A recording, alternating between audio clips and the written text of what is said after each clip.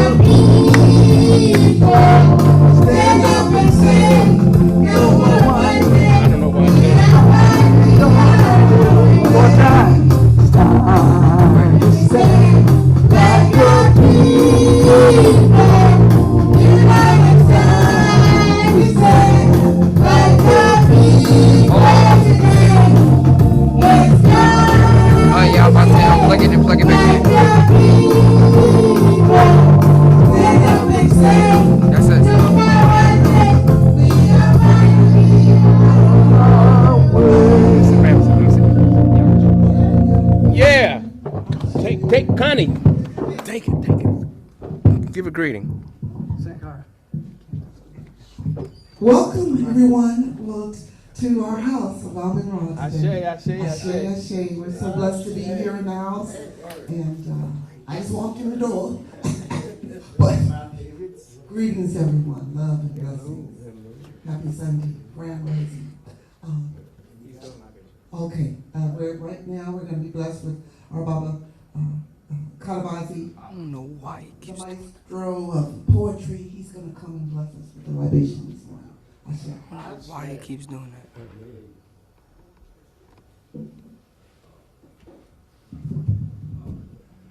Good morning, Wosay community, those here in the sanctuary and in the Zoom audience. Good morning, welcome to the Wosay Community Church. Yes, yeah. It's my pleasure this morning to open things up with the pouring of the libations. The pouring of the libations come to us from the scribe Ani. And he told us to pour libations for your mother and father who rest in the valley of the dead. Yes. He said, do not forget to do this even when away from home. He said that as you do for your parents, your children will do for you. And so it's in that spirit that we approach the pouring of the libations. And we'd like to pour the first libations to the first one, the one we call Amun Ra, to acknowledge that spirit, to acknowledge that presence, that energy in our lives, in this creation. And so to the one that we call Amun Ra, we say, Ashe, and continue Come and be with us. Let the pour libations to the cardinal points, because the cardinal points show us where we are here on planet Earth and in the cosmos. The first libations, first cardinal point, were poured to the east, because in the east comes the rising sun that rises each day, lights the planet, warms our body, allows the plants to grow, and gives us hope for the day and for the future. And so to the Almighty Son, we pour this libation and we say, Ashe. Ashe. The next cardinal point we would like to pour to is the South. The South is typically warmer, and is typically has been the source of many of the great resurrections of the world. We remember and we recall that it was the great Pharaoh Menes that came from the South and first uniting the two lands, Upper and Lower Egypt. And so it's in that spirit we pour libation to the source, as that source of power, of creativity, and rejuvenation, and resurrection, and renaissance. We pour libations and we say Ashe. Ashe.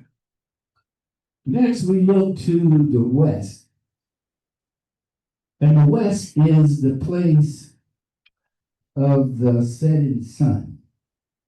When the sun has risen, has warmed the planet and poured out its energy, and then it gradually begins to decline to the west, where it rests and comes again the next day. And so in that spirit of completion, that spirit of resting and refreshing ourselves, we pour libation, we say, Ashe. Ashe. And then lastly, but certainly not least, we look to the north.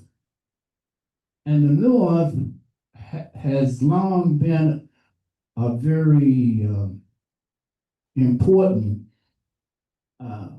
place in the history, in the minds, and the hearts of our people. And it was to the north that the ancients believed that that is where spirits could travel to and be in eternity, because from their position on the planet, when they looked to the north, there was a series of stars that never set below the horizon. And so they reasoned that that represented eternity. And in that spirit, we pour libations and we say, Ashe. Ashe. I want to remember some of our great leaders, those that came and gave their energy, gave their lives, their insights, their ideas to help us to be where we are. And the first person that comes to mind is the great and honorable Marcus Mosiah Garvey. Before libation, we say Ashe. Ashe. Come and be with us. His birthday, and we, in many ways, we're continuing to celebrate because we was here yesterday. In celebration with Brother Marcus Garvey in recognition of his mighty work. No one since Marcus Garvey has amassed the number of people and following as he did. And all the subsequent organizations, activism that came after him, so much of their ideology and their strategies and tactics was rooted in Marcus Garvey and his UNIA. So we remember Brother Marcus this morning with great fondness. Visited his homeland in Jamaica many times. Love being here. Next, we also want to remember a brother that we also mentioned a little bit yesterday, but his energy carries and still remains with us. Brother Ranuka Rashidi. This libation is for you. Ashe. Come and be with us. His birthday was yesterday. A brother that I admire deeply. I visit his presentations. I have copies of his book. He had such a love for his work, and he had a very unique career that he carved out for himself. He went into all parts of the world seeking out the presence of Black people, and then he would find them, and then he would report it, and he'd come back to us and share it. Wow. So just a great spirit, a great kind of work that lives on in his memory. So, Brother Renuka Rashidi, come and be with us and bring your energy of love and literature and art and reading and writing. And so I will take this time now to entertain any suggestions from the sanctuary or from the Zoom audience. Kwame and crewmen, come and be with us. Ashe. Come and be with us. Dr. Yosef Ben Yaakov. Asa Hilliard. Asa Hilliard, Ashe. Ashe. Come and be with us. Nakandal, Ashe, come and be with us.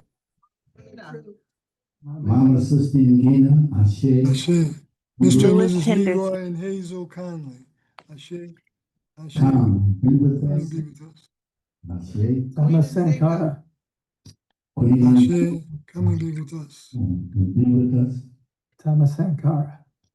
Thomas and God, Ashe, Ashe. Come and be with us. Mr. and Mrs. Eugene and Lily McYoung. Ashe, come and be with us. Come and be with us. Rebecca Price, Ashe, come and be with us. Ashe, Ashe. Come and be with us. Mama, Jasir, the love, Mama, Jasir. Ashe. Come and be with us. Sojourner Truth. Sojourner Truth, Ashe, come and be with us. Ashe. Come and be with us. Come and be with us. Brother Dr. Robert Thornton. Dr. Rob, Ashe. Come and be Ashe, with us. be with us. Minister Luzelle Williams. Ashe. Come and be with us. Ashe, come and Sister be with us. Makinya Sibeko Kouete. All of our mothers. Ashe. Oh. Come and be with us. Come and be with us. Brother Dave Stewart. Ashe. Ashe. Come and be with us. Ashe. Mr. Okay. And Mrs. Eugene and Lily Mae Young Sr. Ashe, come and be with us. Come and be with us. Okay, so we're gonna go ahead and close out the ancestor and the pouring of the libations at this time. We hope that the ancestors appreciate and aware of what we're doing here, that in our remembrance of them. We hope that the Creator, the One, the All, Amin Ra himself, acknowledge and recognize what we have done and will remember and will reward us accordingly. And so with that, we close the pouring of the libation. Ashe. Ashe. Ashe. Ashe. Ashe. Oh.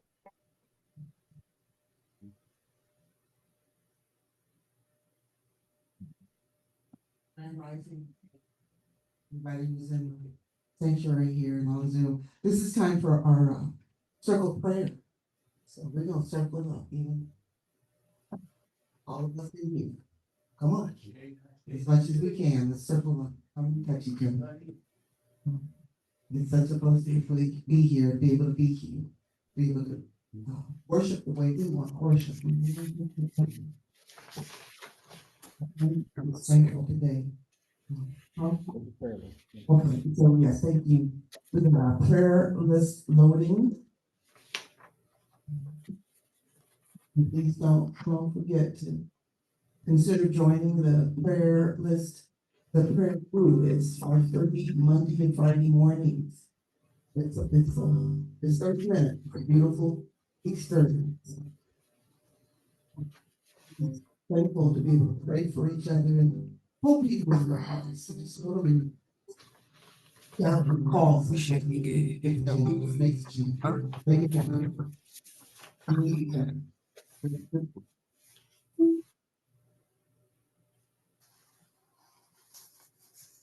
Oh, it's so big. Other Father, period. Thank you.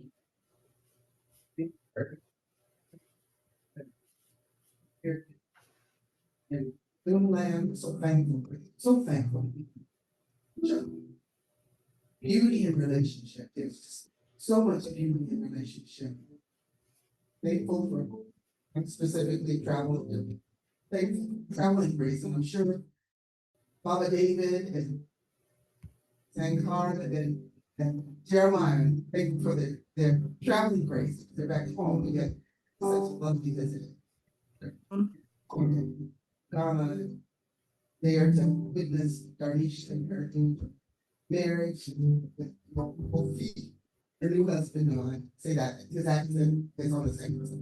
But we're so thankful for that grace. didn't used to be that way. We're thankful. We're thankful for everything that happens that is good. The bad things are lessons. Thankful for our families, for our chosen. You say, this is a chosen. Thankful for our biological family. We're thankful for all the degrees and health that we have. Even though we might have a little, stuff going on, we're thankful. Yeah. Thankful to be able to pray. Yeah. For everybody on this. We're praying for Mama Doris. Yeah. Minister, and we're praying. Yes. Thankful for that opportunity. Thankful for being able to be in this world, although it's crazy now. It's crazy. We're thankful to be able to pray and send money and do what we do. And we're touched. Gonna pass the mic to anybody from the circle that wants to stand on prayer.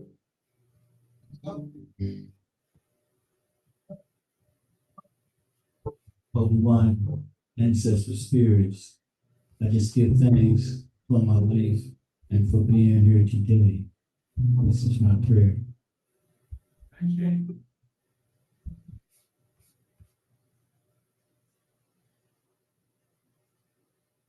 Anybody in Zoom land that wants to lift up their voices, please do so now. Lift up your mic, lift your voice. That's an exam. I know Zach Carr. So you want? I pray that everyone else travel safe.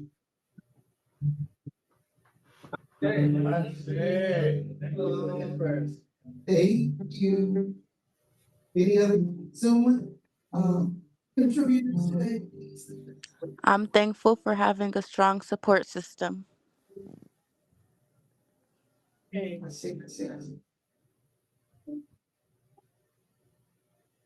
Most High Creator, giving you thanks and praises for this moment. I'm praying that it's time for all of our children who are returning to school. Yes. Pray that they remain safe. Yes. Pray that their teachers are loving them and teaching them in the correct way. Pray that they find the best of friends and pray that they remain protected. And as we they prepare for opening of our school year in a couple of weeks, we pray that we are thankful for our returning instructors. Thank you for their dedication and their love for our children. Yes. Thank you for those new instructors who have come. We pray for their success. We pray that we have a successful school year, and we ask for the strength and the courage to continue in the way and continue to teach our children who they are. And in your precious name I pray, honoring all those ancestors who were educators and those who fought for our schools. And just saying, I say. Ashe. Minister Marcus. Again, we're so thankful.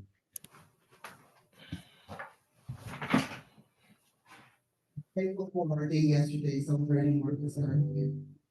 Now here. Thank you for everybody participating yesterday. Thankful for Mohammed who cooked lovely food for us. Duggan who helped make the program happen. She's always working so hard. Pray for me. Yeah. For Mohammed who does so much on a regular basis, and those food, he's like he act like he's not working, but the man's he's working. Thankful, all of us. Thankful for David and Brother William.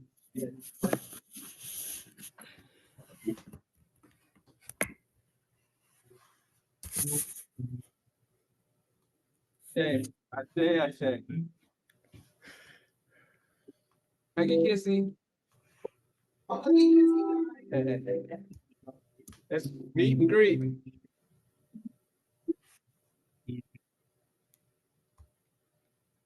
Ashe. Not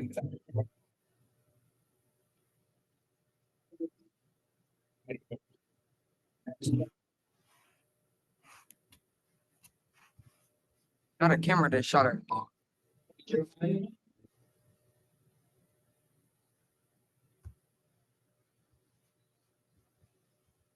not gonna touch it. If we get it going, I'm not gonna touch it again. Yeah, I didn't. Can't put it back to.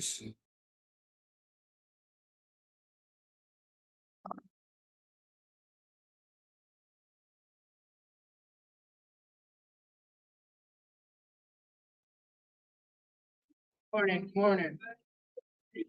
It's time for our affirmations, Brother Bill or Papa Jeff. Can we put up our affirmations, please?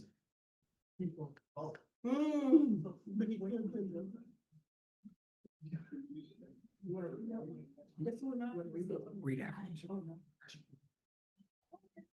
Let's ask Brother Jeremiah to come read it for us. You can stick your mic up. Leader, we will know God's truth to be free and self-determined. Creator, help us to remember the humanity, glory, And to allow us to suffer others.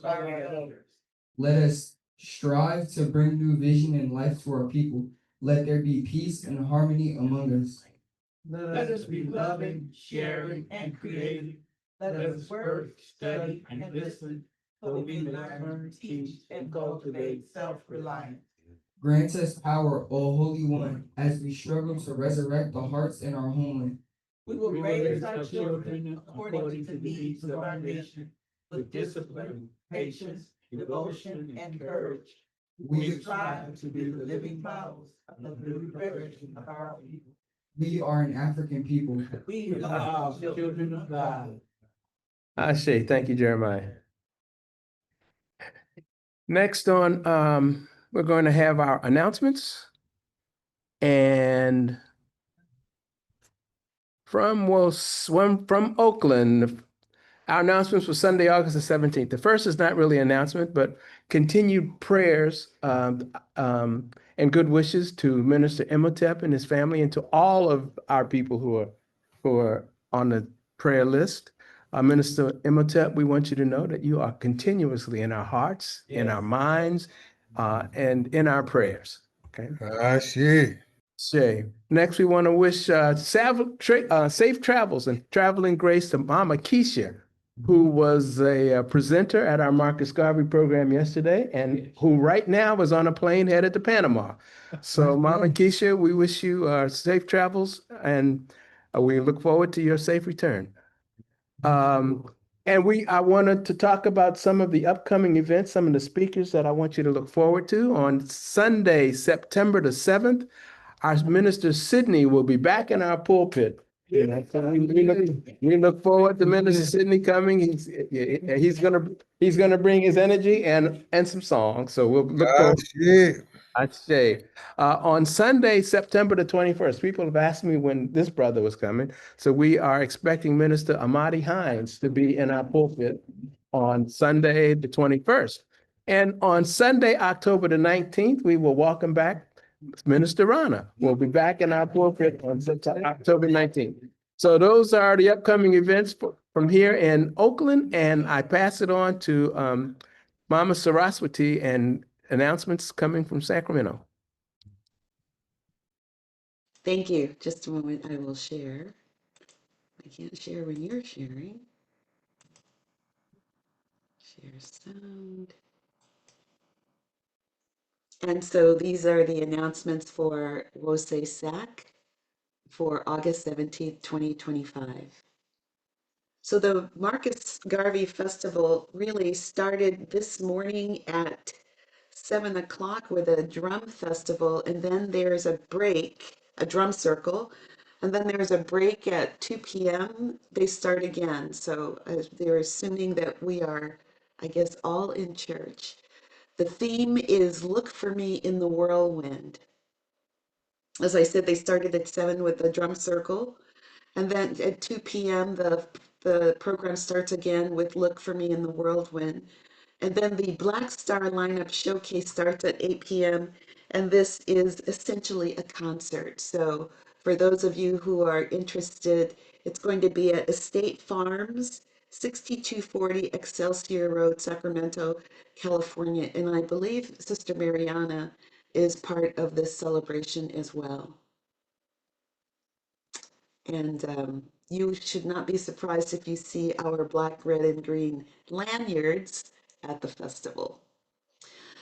So this is the second and last day of the Banana Festival going on here in Sacramento. And I saw Brother Damani there. I also volunteered, but so it starts at 10 o'clock this morning. So it started an hour ago and it goes till 5:30. And this is a fundraiser for the National Academic Youth Corps. And that fundraiser is sponsored by the Sojourner Truth Museum. Banana Festival. Of course, we also want to remind everyone that they are invited to a Love Supreme Prayer Ministry, which meets every Monday and Friday at 5:30 a.m. in the morning. And also to remind you that if you are in need of prayer, just send me a note, let me know, and we will add you to the list.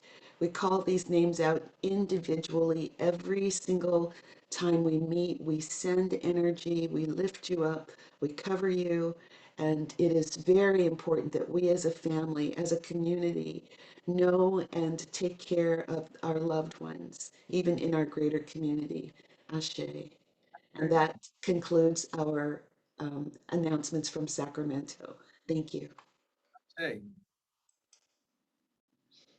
And now music from the sounds of Maat. Good morning, family. All right, we're gonna do one for Marcus.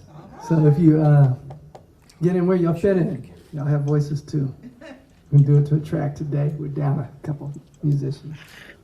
See, that's what I'm saying.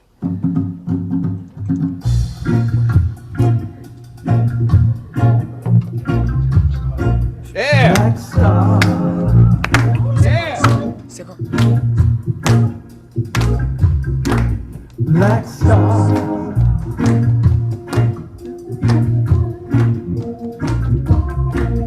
Black Star.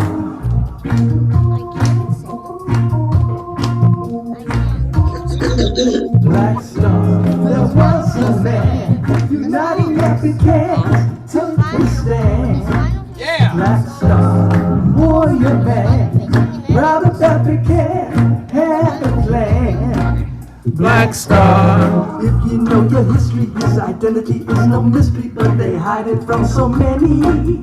Black Star, but don't believe deceivers. You can have so many great leaders. This was for a great achiever. Black Star, warrior man, proud of African, had a plan. The Black Star, stand with pride. Time to take a ride. Marcus Garvey, Black Star. Yeah. Black Star.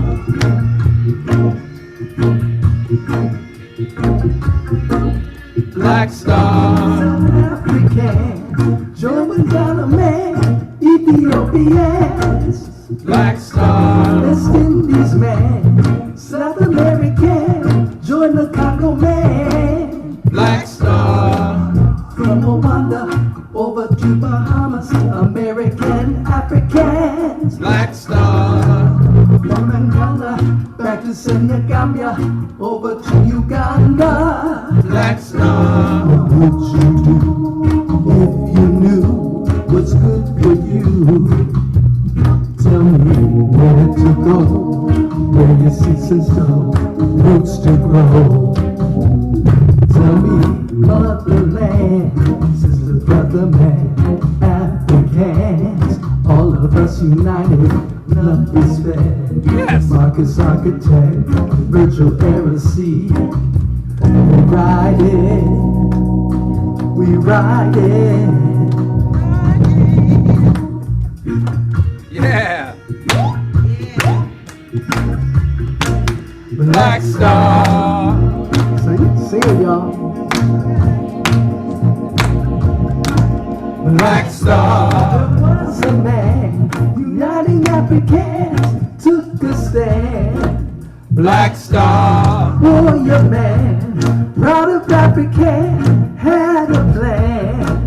Black Star. If you know your history, his identity is no mystery, but they hide it from so many.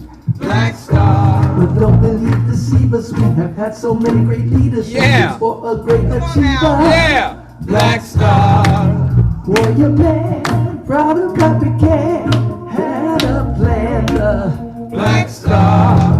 Stand with pride, time to take a ride. Marcus Garvey. Black Star. Warrior man, proud of African, had a plan. Black Star. Stand with pride, time to take a ride. Marcus Garvey. Black Star.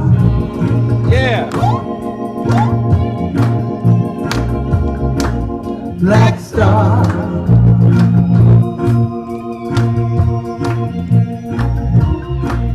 Black Star.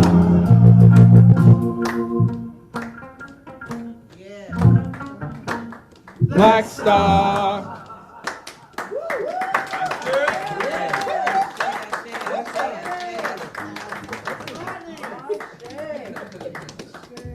All right, thank you, Robert David, and sounds fun.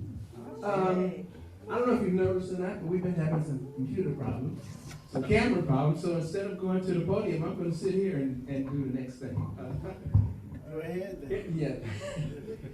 We have come to that time in our service that we call our historical tribute. It's a time that we take out each and every Sunday to pay honor, to pay homage, to pay tribute to some significant, not necessarily famous, but significant person, place, or event or organization in our history. And we do it because we know that if we don't take the time to talk about what we've done, it will be forgotten. Yes. And we do it because we want our children to know that we have done great things in the past so that they will know that they can do great things in the future and the present. And we do it because we want to keep alive at least 5, and Brother Greg used to say, Minister Greg used to say 7 generations of our people's history. Yes. Now, I had the honor of doing a tribute this morning. Yeah. And I love to do tributes. And so I remember I was asked once who I thought was the most remarkable, most productive man in Black history in the 20th century, right? Who did the most for Black people in the 20th century? And I said Nelson Mandela. Okay. And that's a good answer. But I understand now that that's not the right answer, right? It was a good answer. I thought it was a good answer. Still a good answer. It's still a good answer. It's a great answer. Yeah. Yes. But for me, it's no longer the right answer. The right answer is the brother whose birthday we're celebrating today, the Honorable Marcus Garvey. And so my job for today was to come up with a historical tribute that explained why is that true? Why is Marcus Garvey the most remarkable, most productive man in the 20th century? And so I did some research, and in this research, I ran across this film, right? And this film said everything that I wanted to say. So I said, okay, let's just copy what's in this film. And I realized I couldn't say what was in this film in 10 minutes, because I only have a 10-minute film. So I couldn't say everything that's in this film in 10 minutes. And then I realized the film was only 7 minutes long. Okay, so if the film does what I want to do and it does it better than I would do it, let's just show the film. Okay, so that brought me to another problem. I don't know how to put I'm technologically challenged, right? I don't know how to put film on. And so I did what I always do when I have a technical. We have a great production team. Yes. Minister Bill and Baba Jim in the background working hard all the time. Not just on Sunday. They do their work during the week so that we run smooth on Sunday. So anyway, I called Baba Bill and asked Baba Bill to hook me up. And so Baba Bill has hooked up this film that we're about to show. Let me say one other thing about the film. There are a lot of people whose faces that you will recognize in the film. In fact, there are at least three people who have actually been here at Bose. There's Dr. Ben, is Dr. Runoko Rashidi, and there's Sister Pam's not here this morning, but Sister Pam's husband, Dr. Obed Tashaka. If you look closely, you'll see them in the film. And so without further ado, Papa Jeff, if you're ready, let's cue up the film.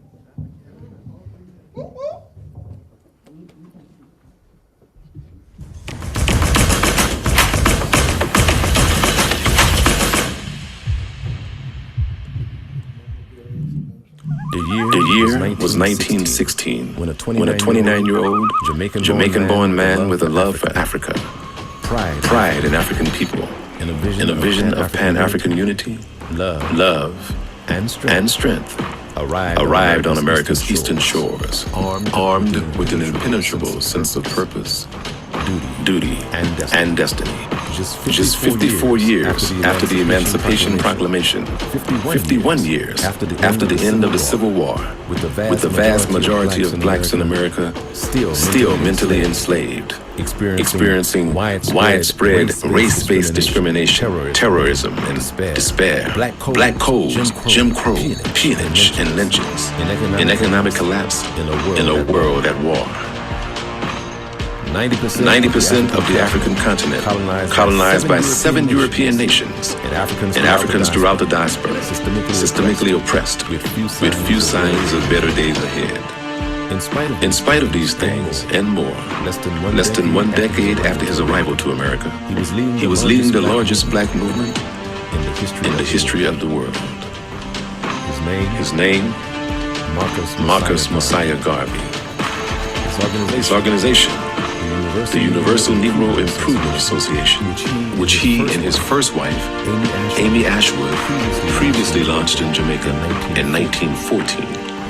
Though the idea of Pan-Africanism was slowly taking hold amongst some during this era, it was Marcus Garvey's vision of a strong, self-sufficient, global black nation, along with his scholarship, total commitment, and organizing prowess that was pivotal in taking Pan-Africanism from theory to practice.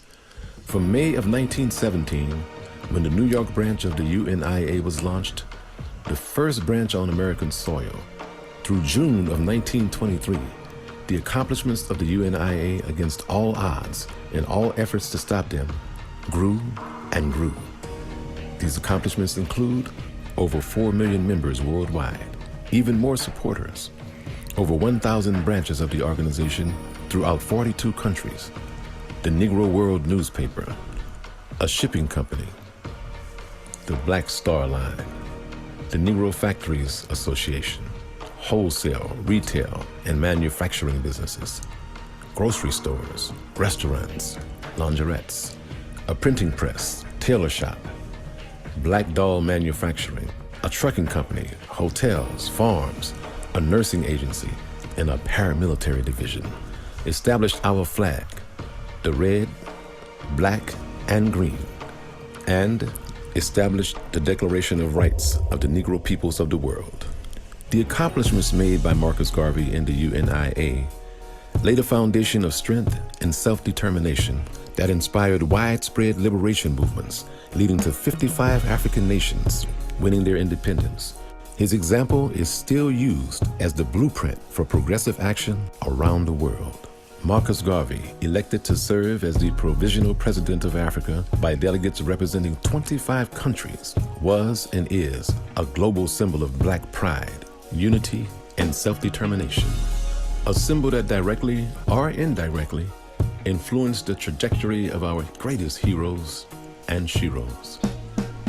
From activists such as Malcolm X, Dr. Martin Luther King, Fannie Lou Hamer, Steve Biko, Ida B. Wells, and Kwame Ture, to nation builders such as Haile Selassie I, Kwame Nkrumah, Nelson Mandela, Sekou Toure, Elijah Muhammad, Leonard P. Howell, and Jomo Kenyatta. From communities like Black Wall Street in Tulsa, Oklahoma, to the Harlem Renaissance, from scholars and business leaders, to athletes and entertainers, from the early 1900s to this very day. The list of those inspired by the greatness of the Garvey movement and its legacy of black pride, progress, and knowledge of self is endless. After being wrongfully convicted of mail fraud in 1923, and given a 5-year prison sentence, in 1927, his sentence was commuted, and he was deported back to Jamaica, where he and his second wife, Amy Jacques Garvey, were met by the largest and most enthusiastic crowd in Jamaica's history. Marcus Garvey transferred UNIA headquarters back to Jamaica, ran a daily newspaper called The Black Man, started the first political party, the People's Political Party, and successfully got 3 members of that party elected to the Kingston City Council. This visionary leader, considered one of the 3 pillars of Pan-Africanism and a prophet of the Rastafarian faith, died of a stroke on June 10, 1940 in London, England, at just 53 years of age. He was survived by his loving wife, Amy Jacques Garvey, a brilliant revolutionary in her own right, and his 2 sons, Marcus Garvey Jr.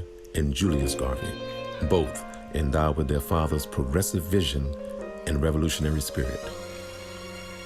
From statues, parades, street and school namings, to books, lectures, and the pouring of libations, Marcus Mosiah Garvey, Jamaica's first national hero, continues to be honored throughout the world. Though physically no longer with us, the spirit of Marcus Garvey is still felt, his contributions still remembered, and his name still recounted during acts of Black pride, acts of Black unity, and acts of Black liberation to this very day.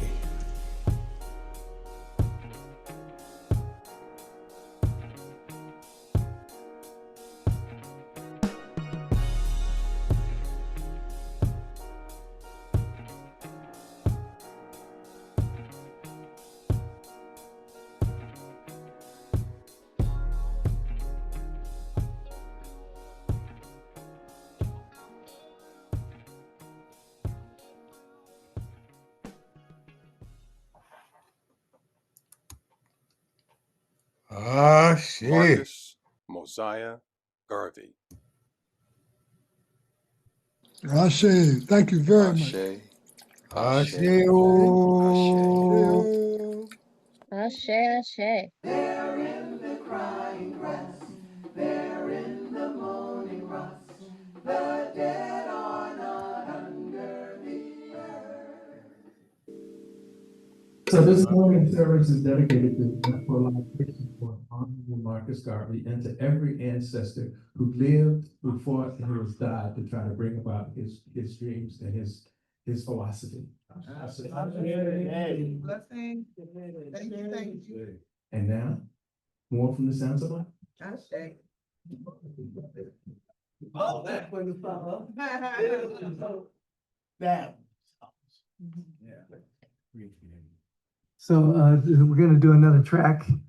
This one's called We Are Risen, because in spite of everything we've gone through, whether what they did to Marcus, the film didn't mention that he was finally exonerated, right, by President Biden before he was pardoned or whatever, before he left office. Yes.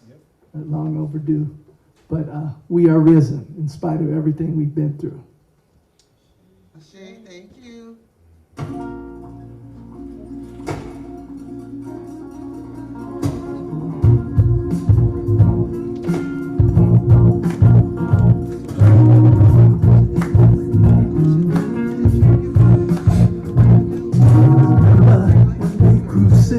Your people, do you remember when they sacrificed our way? Do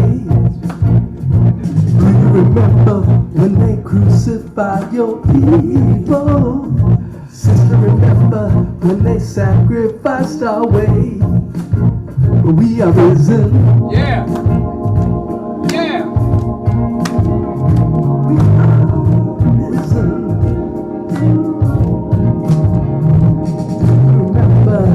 The day they sacked our temple, burned out our books, and stole our treasures away.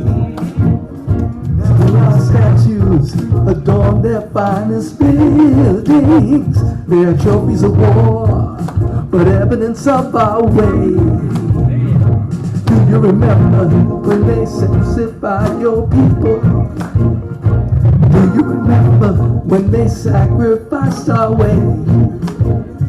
Sister, remember when they crucified your people? Do you remember when they sacrificed our way? We are risen.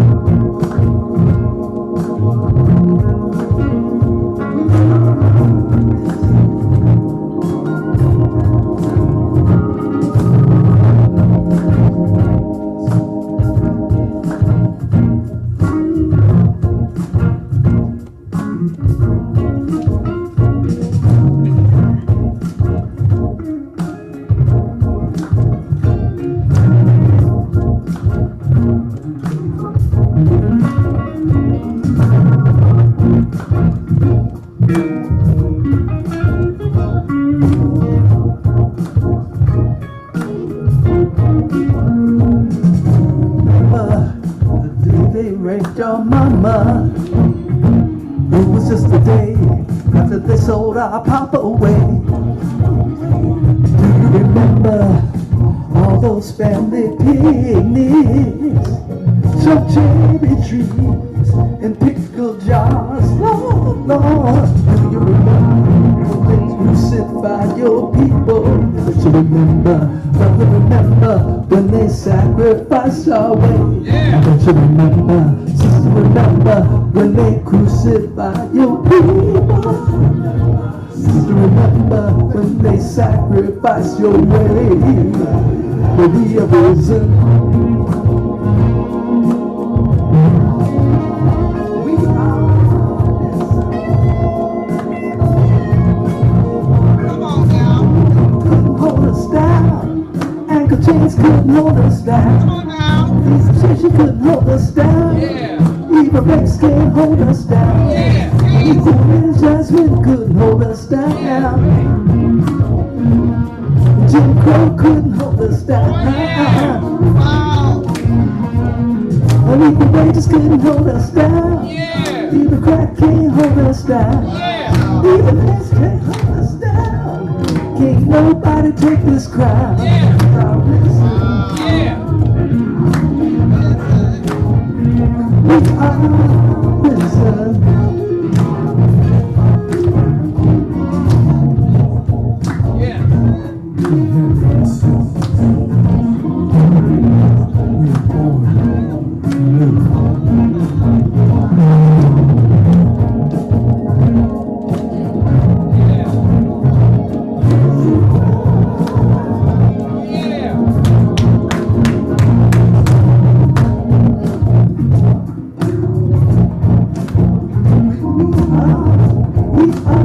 risen.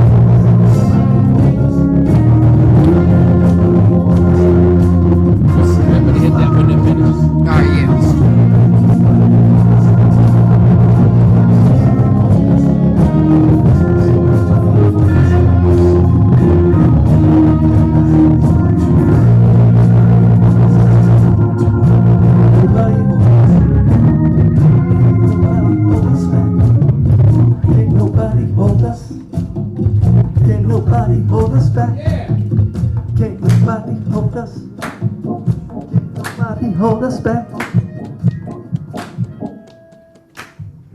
can't nobody hold us back. Yeah. We are risen. We are risen. Marcus Garvey said, look for me in the whirlwind. And I look around and I see signs of Marcus Garvey everywhere. We just heard some of Marcus Garvey.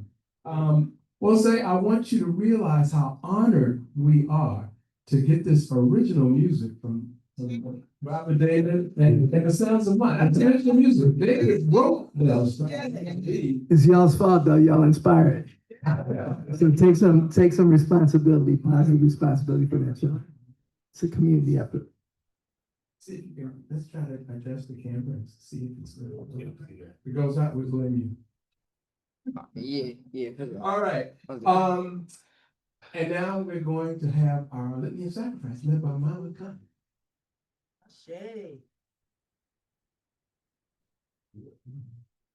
All right, friends, on our books. All right, everybody, we're gonna stand for litany. Let's stand. Give thanks to God, all the ancestors, all of them. Litanies in the book. Page, depends on which book. 15 and Second page, page number 15. Yeah. Look, just a second. For use the lovely eyes, it's safe. Being a different. Exactly. We're all gonna It's start page reading 15, together. I think. Sorry, 29. Oh, Holy One, By your name, vindicate us by your might. Hear my prayer, divine protector. listen to the words of my mouth. How can we repay the Holy One for the gifts that have been given to us? We will lift up the cup of salvation and call on the God, our ancestors. We will fulfill our vows to our Creator in the presence of all our people. Gladly we bring our sacrifices to you. We will praise your name, O God and Ra, for it is good. Umoja, unity. We shall strive to maintain unity in the family, community, nation, and race. Through the child to live, self-determination, we shall define, name, create, and speak for ourselves. Uyima, collective work and responsibility. We shall build and maintain our communities together. Our brothers and sisters' problems shall be ours to solve all together. Ujamaa, or cooperative economics. Together, we should build, maintain our own businesses, and together profit from them. Nia, purpose. We shall make our collective vocation the building and developing of our community and the restoration of our people to our traditional greatness. Rumba, creativity. We shall do as much as we can and any way we can to leave our community more beautiful and beneficial than who we are. And then all together, we're going to do our last principle, Imani, faith. We will believe with all our hearts in our God, our people, and in the righteousness and victory of our struggles. Amen. So at this time in the sanctuary, we're circulating the basket with envelopes for donations and dig down deep today as we can. We so thankful to have the opportunity to give, and certainly we have needs here. Our Sacramento community needs income too. We need bills. We got bills to pay. The bills don't go away. They don't disappear. All of this, everything that we do costs money, unfortunately. Nothing free. Nothing free. And less is getting, it seems like less is getting free. And it's like everything has a cost. So please dig down and make a commitment to do more as you can. And add a little extra on there. There's nothing too little. It all adds up. Twos and fews, that's what I call it. Twos and fews make a difference. So we're so thankful to be able to give. We're thankful for those who want to give and who can't, and those that make an extra sacrifice today because the bills don't go away. So we're thankful.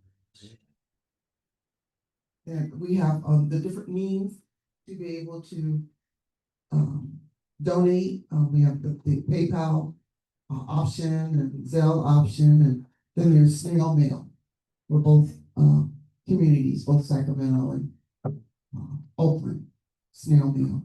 So please continue giving and digging down deep and give when you can with more of your time, and efforts and work that you put in. So we're thankful for the day, and as we'll have a little prayer today, the blessings, offerings. We're so thankful for everybody that's here, and so thankful for our community, and so thankful to be able to give and want to give more, and so thankful for being able to circle up and be with each other and see each other and have Zoom to stay connected. We're thankful, but we need the work. The work takes time and effort and money. So we're thankful to be able to give, but we need to grow. If we're going to grow, we need to give more. And with that, we are going to close the prayer. Ashe, amen. Amen today.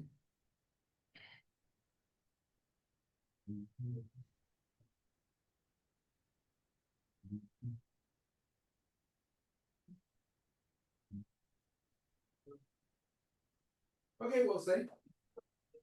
We've had a few technical problems this morning, and now we have another kind of not exactly technical problem. Our guest speaker for today called me this morning and said she was running late. She said she'd be here by now. She's not. So, in her place, the good thing about having a good lead minister is, I said, Brother Minister, what are we going to do? He says, I always have a message in my pocket. So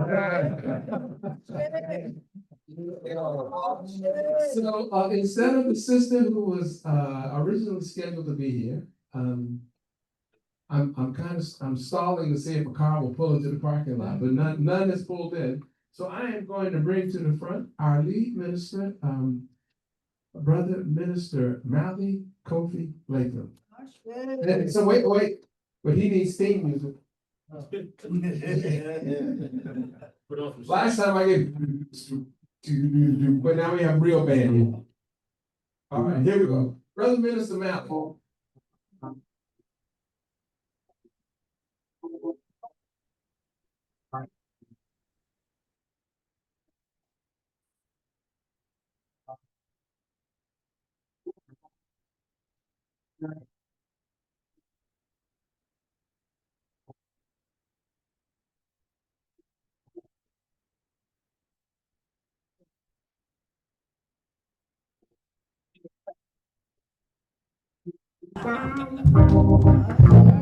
That is cutting it close. Very.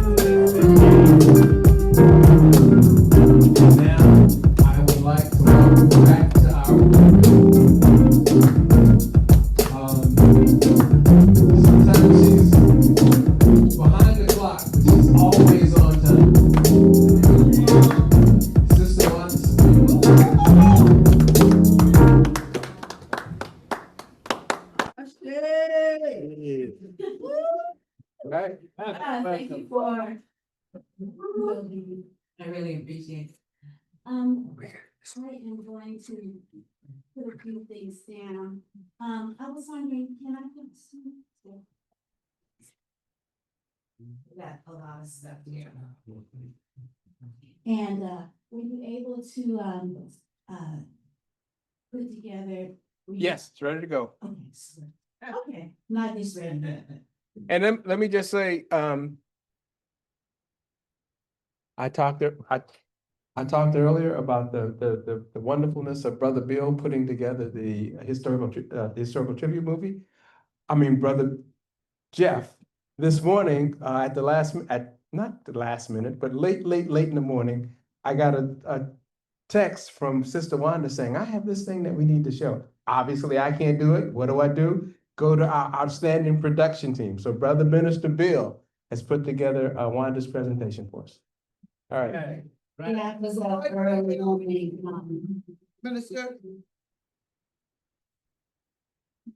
Early morning, doing a slideshow. So I want to bring some of my ancestors into the space with me. This is Sister Anita Ali. And this is Kenya. And they're my friends. And I don't go anywhere without Sojourner Truth. So don't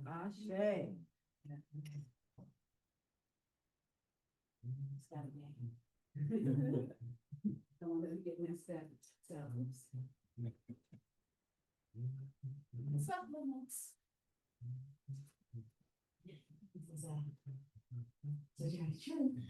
And when I did my Sojourner for Truth, this is the button. And here's my influence button. And this is the bell that we rang. Was that? I think it was 2019. Was that 2019, Desmond? Yeah. Yeah. So and you were there too, Father? Yeah. And so there's another one. So Sojourner Truth sits on my bell. So I can't go. I heard a place to sit.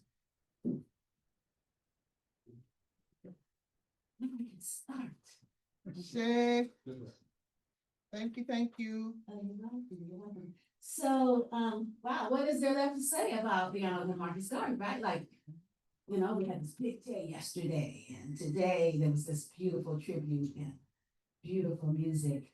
So, so what I'm going to talk about today is about story. We're made of story, right? Yes. We are a compilation story, and there are no bad stories. Right. Because obviously we're here. Yes. So, so I've got a couple of stories I want to tell you. I tried to get a PhD a number of times, and these people just don't seem to let me matriculate. So I was working on one.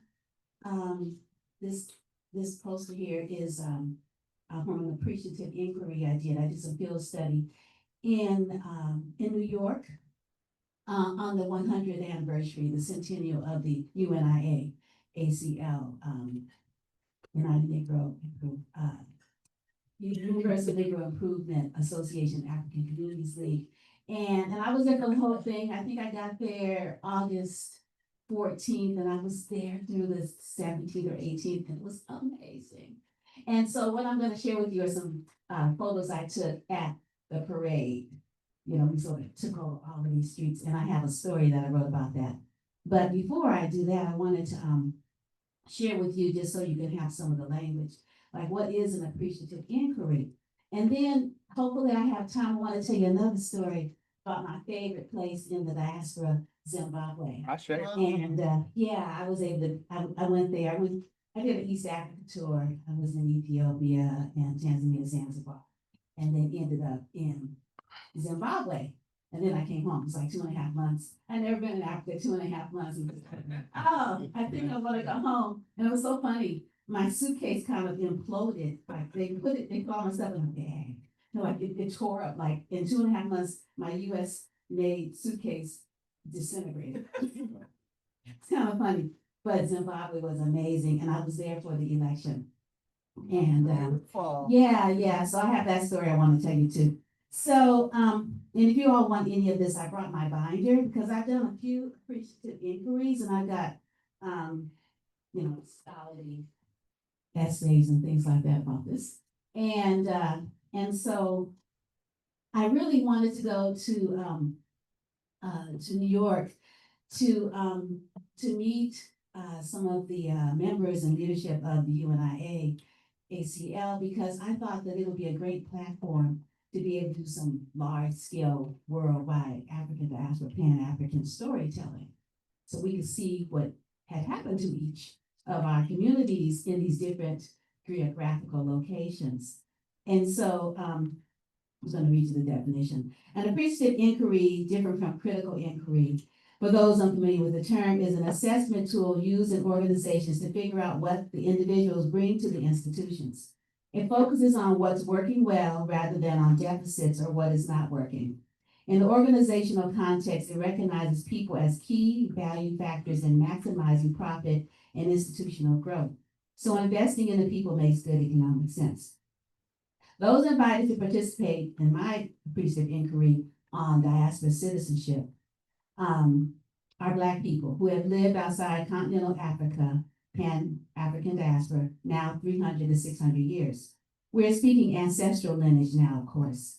The goal of the conversation is to generate stories we can share to cross landscapes to redevelop a shared African peoplehood cosmology. My hypothesis is that diaspora Africans are more closely connected than they know, and that this global conversation can be a way to assist one another in establishing long overdue civil rights where we are. Secondly, as immigrants, though the majority unwillingly, we have a right to return to continental Africa as diaspora citizens.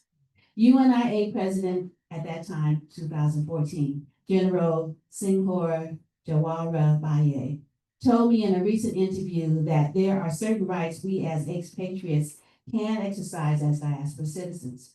So I have these questions and I was thinking that maybe at some point, maybe Rose could host a conversation, such conversation. And right now I'm doing an appreciative inquiry around ancestral motherline stories. So I started that last March and it's been really great. The oldest woman I've interviewed, she was 102. But the median age is around 70 something, and I'm the younger person because I'm 67. So the questions, some of the questions, I'm not going to read them all to you, are, and you could, if you want to see this, I have it for you. What does the term diaspora mean to you? How would you define citizenship? Now put the terms together, diaspora, citizenship, and what do you come up with? What strengths do you draw from this multiplicity of consciousness? Where are you a citizen? This could be multiple location terrain. So if you look at this collage I made, it's the world. So all of the continents are there. Because when we put pins where our ancestors came from or the place we've lived, we can actually draw a geography. Like if we take some thread or yarn and go from point to point, we can see what our geography looks like. Like we're little continents, you know? Yes. Little countries. You have identified diaspora citizen. Think of a few stories you can share that speak to the power you wield as such a person, even if up to this point you never really considered the term before. So a lot of people didn't know what diaspora was, and a lot of people didn't know. People know what citizenship is, but diaspora citizen, what does that mean? Where do you belong? Describe the place that contains or holds your brilliant legacy and history. If such a place doesn't exist, imagine it for us. Now, where will you build it? Who are your people? Do they claim you as well? Tell a few stories about such community. Do you choose it or were you born into it? How does membership in the diaspora community and its legacy shape your thinking? Marcus Garvey, Pan-African visionary leader, Universal Negro Improvement Association, African Communities League, said, "Up, United Nations, you can accomplish what you will." He also said, "One God, one aim, one destiny." Yes. So how do each of these two aphorisms reflected in your moral code? Tell us a story of a recent action that speaks to this actualization of this idea. What do you want to see for your people in the diaspora? Be concrete and definitive. I guess I'm going to read them all to you. What are first steps toward this actualization? What would you like to see as an outcome of this, for this query? Put the outcome in a timeline. What would need to be in place to make it happen? What can you offer to make this a reality? If you could travel anywhere on the planet today, where in the diaspora would you like to go? Who would you like to meet? And then ask people like, what questions would you like to add? And so that's that. Okay, so now we can start the slide presentation. And as mentioned, we were in the street taking over. It was so amazing. And I don't know if any of y'all know New York. I really don't know it. I think I've only been there like less than a handful of times. So I'm not an expert. But it's so cool being around Black people. This is pre-COVID, so we could be in crowds, right? Right. We didn't know. It was like, I mean, everybody still had germs, right? Right. It's so funny, but people have phobia now around that, like me, weren't scared. So anyway, so we're getting ready to start, and I'm gonna let it roll as I read so that we can. And so I use this function on my phone. So some of it's like cartoons, and some of them are actual. But it's wonderful. And then I'm at the end. You might recognize me. I'm in a cartoon format. Okay. I spent a week in Harlem, the week of the centennial celebration of the Honorable Marcus Mosiah Garvey's Universal Negro Improvement Association African Communities League. And again, I wrote this 11 years ago. Okay. So some of the things, we progressed a little bit more than we had been around being in the diaspora, because we know a whole lot of people that live in Africa now, right? Yes. A whole lot of people. Some of those people are from this community. So the UNIAACL is an organization which looked at Africans separated through the institutions of slavery and colonialism, both global systems of exploitation of people, goods, and environments. As we marched through the Harlem streets on a warm Sunday, August 17th, Garvey's birthday, from the people's response, we could see how the objectives of Garvey's UNIAACL were still applicable today. Sovereignty, Africa for Africans, fight Black, race first, we chanted as Harlemites found it harder and harder to stay in a community established by their immigrants. An empty lot was where the former headquarters of UNIA stood at 125th Street, Martin Luther King Jr. Boulevard now, and Malcolm X, formerly Lenox Avenue. Across the street from the Schomburg Center for Research in Black Culture, this was across the street from there. I was staying with friends in Harlem, so every time I walked to this junction, I thought about the two great men whom politics seemingly divided, yet wanted the same rights for their communities. Further up on 135th Street stood Adam Clayton Powell, the congressman. The sculpture showed him in bills flying from his fingertips as he legislated for human rights for his community. In the evening, when I walked home, I stopped to listen to brothers playing African drums while large crowds of people danced. I was in the country of New York, humid like Senegal and Gambia, Tanzania, and Zimbabwe. The marketplace looked like home. I could get fresh fruit from vendors along the sidewalk, shea butter and incense, even clothing, while the hairstyles had everything except the fancy painted signs with their styles displayed, if you know what I'm talking about. If it weren't for the corporate chain stores, I would have thought the plan had landed not at LaGuardia, but Leopold Sédar Senghor International. I walked by people who spoke with diaspora languages. I couldn't decipher a variety of English accents I had never heard before. I felt both at home and foreign, yet my Blackness made me welcome as people smiled at me and I smiled back. I didn't even feel abandoned when people I knew didn't get back to me until it was time for me to leave. New Yorkers seem to be like that, too busy to slow down for an out-of-town friend unless they are retired. I was good though, in great company with new friends of friends. It was like traveling abroad. The world just grows larger as it embraces you tightly. I got caught in a rainstorm at Garvey Park where there was a concert. I shared a huge umbrella with a sister standing near me and then with a little girl and her mother. We played open and closed musical umbrellas as the outdoor arena raised and lowered their cloth canopies. I don't remember the name of the musicians who performed, but they were great. And I walked home happy. The next day I went to the Apollo Theater. It was Harlem Week and the evening was phenomenal as we watched these really talented Black boys perform. The winner was a saxophone player. The adult winners were a gospel singer and two poets. The host and DJ were really good, as well as the Apollo Band. Harlem in the summertime is a place filled with free music festivals and art, the landscape marred by reminders of structural racism and institutional violence in the form of police brutality. Garvey's organization was formed when a violent incident occurred in Missouri 100 years ago in 2014. Not today. Add those years on. The irony of coincidence that the police shooting of an innocent Black boy occurred at this time there as well. In New York, in July, a policeman choked a Black man to death. He kept crying and can't breathe. To further condemn themselves, the police then refused to let paramedics into the crime scene to help the dying man. It was worse than a hit run. Many people thought that the UNIA was dust, a thing of the past, yet such is so far from the truth. The current President General Singhor Jawara Baye said many times over the 4-day centennial celebration, again, August 14th through 17th, that even when unacknowledged, a Black person doing the work to uplift Black people as part of the UNIA ACL Fellowship, they are part of a larger canvas, even if they don't carry a paintbrush. The work today is one of collaboration and recognition of the red, Black, and green path. It's fed by many tributaries.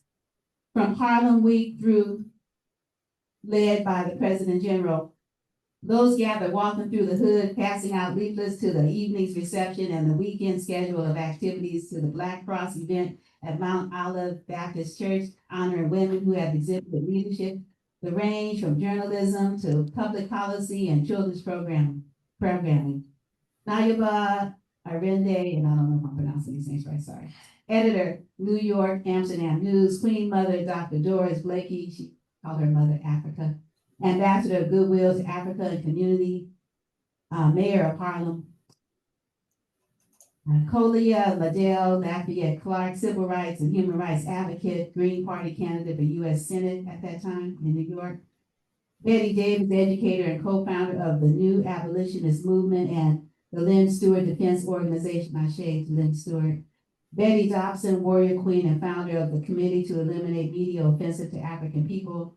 Johanna Fernandez, lead attorney for Mumia Abu Jamal at that time. Assistant professor of history at Barak College. And Dayquil Kiono Siddiqui, poet, educator, chair, Malcolm X Commemoration Committee, member of the New York chapter of Jericho Movement for Amnesty and Recognition of U.S. held political prisoners and prisoners of war, and radio host. Where We Live, 99.5 FM at that time. Mama Margaret Lamb, the oldest member of the UNIA ACL in the New York area. Her 91st birthday was August 18th. Leola Maddox, co-director of the Freedom Retreat for Boys and Girls, the first of its kind for the United African Movement. Leola Plummer, one of the founding members of the December 12th movement, and others. The 4 days was certainly a highlight in my life up to then and now. It was amazing. Oh my gosh. So much of what I recalled as a child growing into young womanhood in the Nation of Islam was reinforced at the centennial. UNIA ACL was the backstory I heard about yet hadn't experienced. That first afternoon, the famous attorney, the Honorable Alton H. Maddox Jr., founder and director of the Freedom Party, spoke about his life and work. His wife had been honored that morning. The next day, Friday workshops were held in Harlem and Brooklyn. Brooklyn is amazing. It's its own thing. I headed for Brooklyn and attended the workshops for youth at Medgar Evers College. I see. College. Yeah. Anyway, I'm retired. But if I taught again, I could. Youngsters in grade school through high school listened attentively as panelists spoke about music, message, and movement. How as consumers they should listen carefully to the messages lest they participate in their own mental destruction. The brilliant entrepreneur Heru Ofori Atta moderated this second panel, which concluded with a performance by the hip-hop duo Precise Science. Isn't that the name, right? The afternoon concluded and I headed back to the subway station to Harlem for the evening concert at the Oberea Dempsey Center, where sax preacher from Chicago performed marvelously. There were a lot of people from Chicago and Atlanta. I mean, everybody was there because it was the Centennial. Oh my God. UNIA Centennial was amazing. I keep on saying that. I love that's my favorite word. Yeah, I love that word. All right, so okay, precise knowledge. Okay. Precise Knowledge also performed along with a really fine poet from Barbados, Adrian Green. Brother Tahimba performed first, not our brother. Also from Chicago. He's from this artist Tahimba is from Washington, D.C. Holla. I'm not up in New Orleans. Washington, D.C. is like running. Yeah, it's like Washington D.C. is a cool place. Every place is a cool place. Wherever Black people are is cool, right? I think that was like really cool is one of my words. So amazing, cool, blah, blah, blah. All right. The UNIA chapter in Chicago seemed really cohesive and fun. Heru has a Black iTunes called movementtunes.com. I'm not sure if it's still around, but if it is, movementtunes.com, where we can support Black artists. He also surprised Dr. Maria Ani the following day when he told her he was going to send her $6,000, a $6,000 check per month for 6 months to do with whatever she desired. Now, isn't that wonderful? Yeah. It was about supporting the work. The Centennial was full of moments like this. Back to Friday night, though. The concert hosted by President General Sinkar was a fun conclusion to a really full day. Saturday afternoon, the free public program was at the Betty Shabazz and Malcolm X Memorial Hall. That is like, if you've been there, it's like, oh my God, this is that place. Whoa. Anyway, also in Harlem, but in a place I couldn't walk to. It was really far from where I'd grown familiar with, so I didn't have time to return to change clothes for the red, black, and green banquet that evening. I guess I was what one would call California casual. I just felt chills as I thought about Haj Malik's presence in the building and his demise confirmed across the street at the hospital. Photos of his life and walk were all around the banquet room, and when one walked into the entry, his bronze statue greeted you at the top of the first landing. Interactive screens were also in the main hall. This is at that time. More stuff might be there now. As one climbed the winding staircase, El Haj Malik follows you up, almost as if he was host and you the guest. It seemed such a fitting place to have the first convention since 1920. New York had the largest number of members. Cuba was second. Dr. Miriam Ani gave the keynote address. It was about the notion of race first. At a time when people are colorblind and ignoring difference, it is rather jarring to think about race as a way to identify oneself. Garvey said that, quote, the Black man, I'm going to say Black people, were universally oppressed on racial grounds, and any program of emancipation would have to be built around the question of race first. The race became the political entity which would have to be redeemed. Garvey said, it is not humanity that was lynched, burned, Jim Crowed, and segregated, but Black people. The primacy of race, not racial superiority, which characterized by the UNIA from its beginnings in Jamaica. The world has made being Black a crime.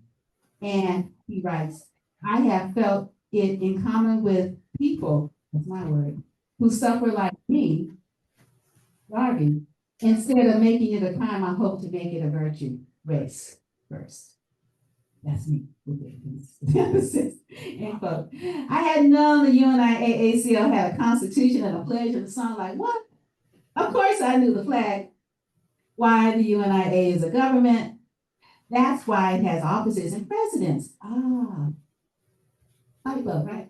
I was impressed more than I was already impressed. I had known the Honorable Marcus Mosiah Garvey was a poet either. The importance of culture to a people was paramount to the UNIA founder. Somebody bring me a tissue, please. I'm getting kind of choked up here.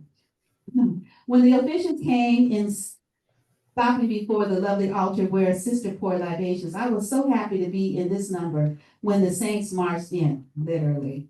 I felt like I feel when I think of the Black saints and households.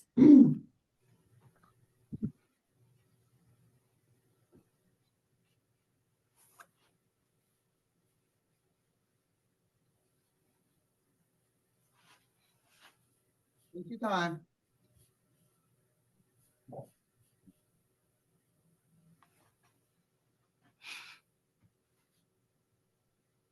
Breathe, you're fine.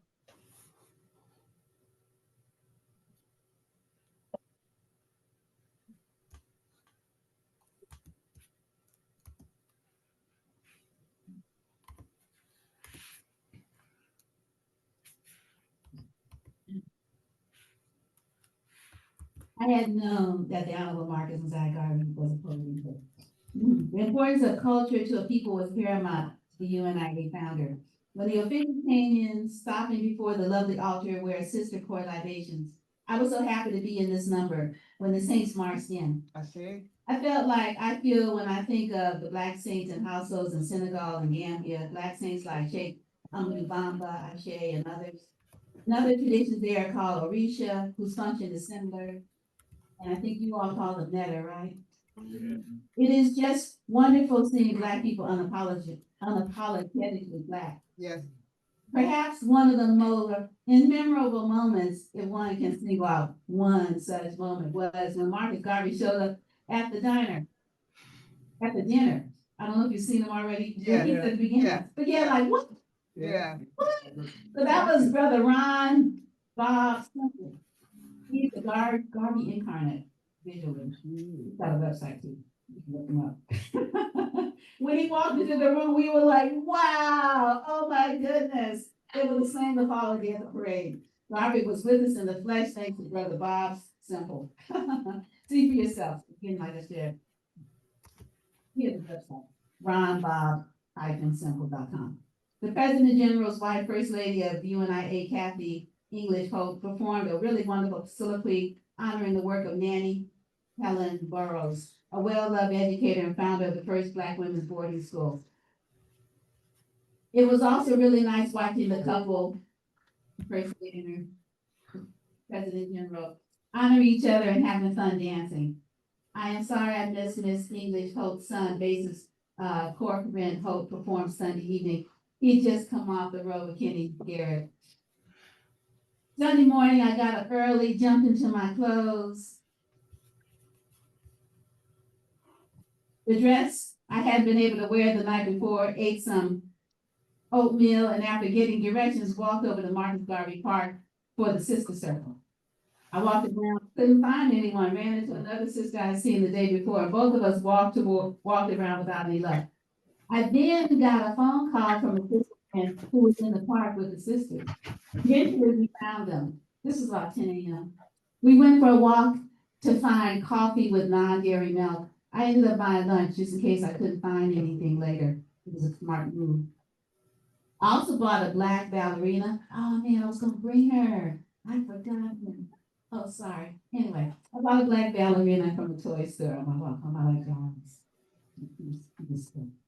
Anyway, a bus from Philly pulled in when we got back in Pan Africa, and her son with others joined what ended up a powerful contingent. The parade was started at 1, but it started at 3. You know how we do.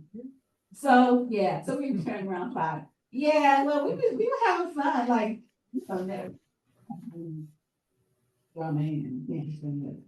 It's 2 hours flew, literally. It was worth the wait. Well, I planned to take some hours back to Trader Joe's and get dinner for my flight back to the Bay. So I wasn't able to go to the evening performances at the National Black Theater, which I had been to in February when there was a Black Panther Film Festival featuring Robert King as special guest. It was just so cool to have landmarks to remember, like, right, because I've been to New York less than 5 times.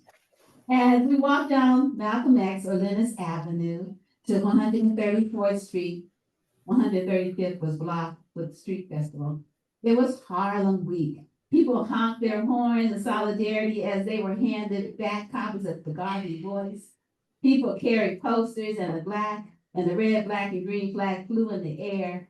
The line stretched blocks long. We were pretty marvelous to perceive. At a time when Black people in Harlem are hardly able to make ends meet, the parade said, Black is not just that, it's his. Say. Beautiful. So do we wanna have a song and then I can read my last story? Can I read my last story? It's not so long. I can't read my last story. Are you for real? I can.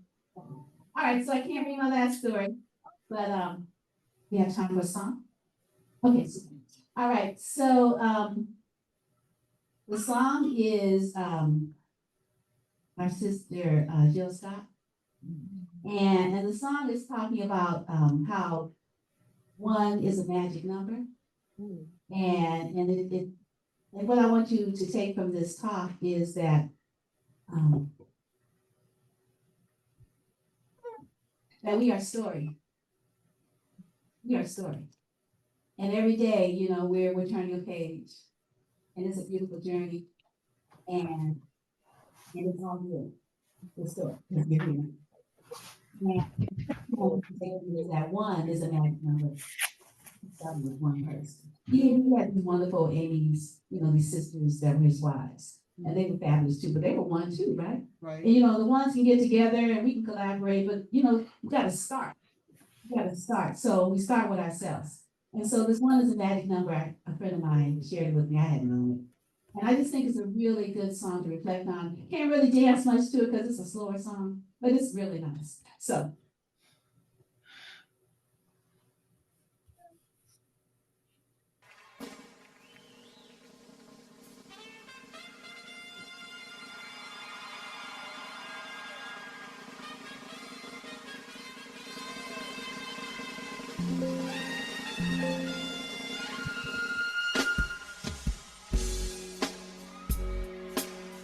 no hay nadie más que yo. Uno es el número mágico. En vida y en muerte. Uno es todo. ¿Comprende? If I multiply 2 times 2, is it really, really for me? And if I add 5 to get 9 minus 8, that just leaves me.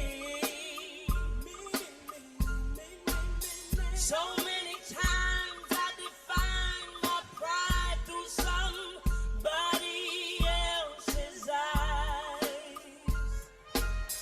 Then I looked inside and found my own stride. I found a lasting love for me. If I am searching for my spirituality passionately, I must begin with me. One is the magic number. La la la la la la. There's just me. One is the magic number. La la la la la la. If I add myself into myself, multiply times you and yours and then you again, there's just me. If I divide 8 billion, 48 trillion, 98 zillion, there is just me. If I subtract 1 plus 3 to the 5th degree, use any theorem, there's just me.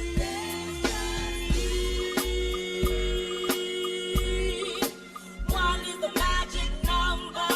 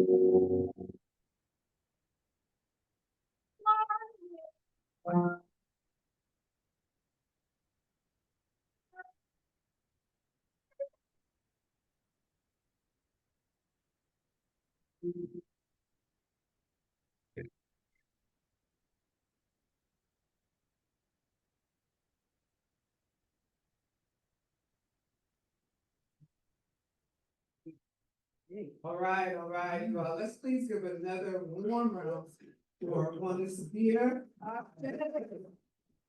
Just quickly, before we do the welcome and closing, I just want to say, Gloria is out there hearing this. She's going to say, Ron is about to tell on herself. It's okay. It's what I do.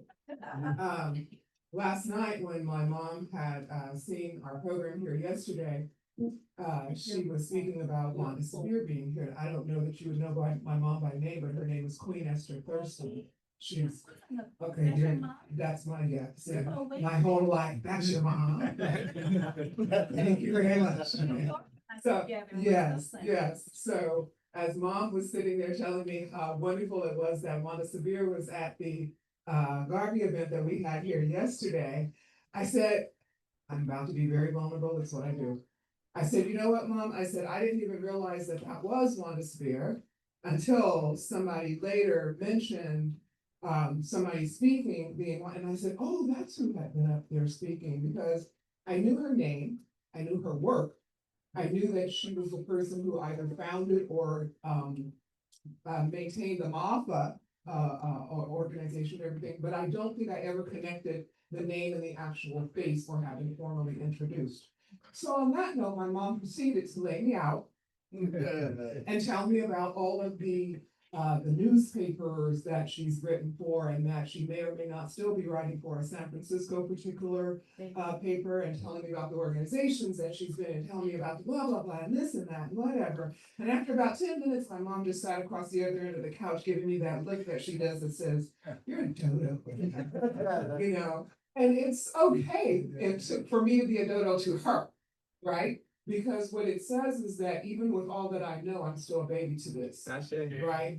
And that I very much was just becoming indoctrinated or indoctrinated to it all a few years before coming to Rose, even though understanding about being that one and understanding about lots of things have been surrounding me my entire life. I just kind of walked by it and knew that I was amongst it, and that was good enough. I could remember a couple of titles that were in view, so when conversation came up, I could kind of like throw in this one or throw in that one, and people thought I knew something, right? But don't peel the cover back because it was empty.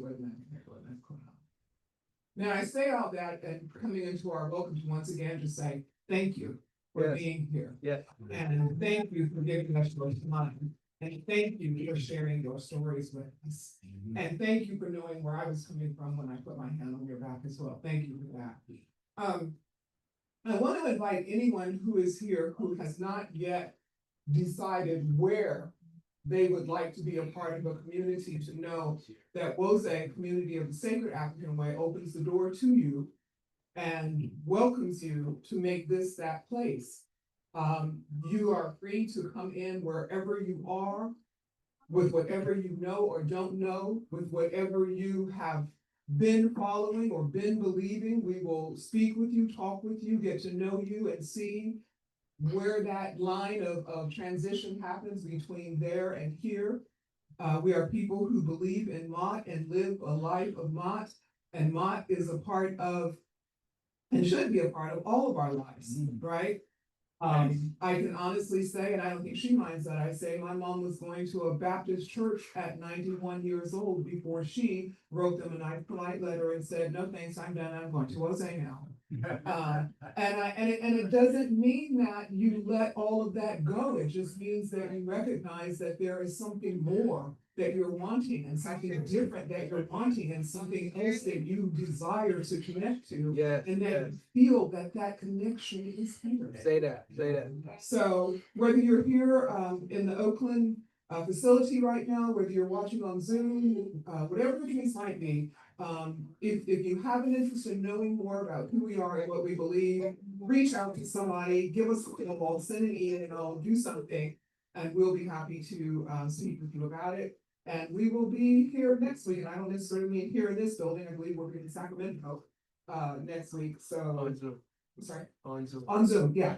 So if you're watching, again, reach out, speak out, come to service and check us out, ask questions, pull somebody to the side. Hey, if I can, as a minister, stand up here and say, my mama just looked at me like I was a dodo last night, and you are for sure allowed some grace in what you may or may not know about how things are. All right?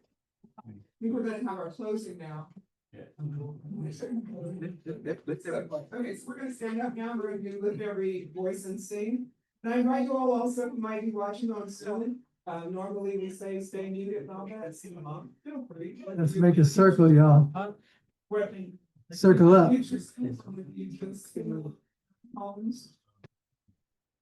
Everybody can stand. Yes, stand and make a circle, my family. Y'all guys.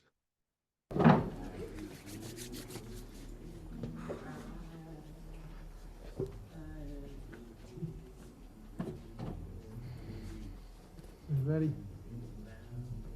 Everybody ready?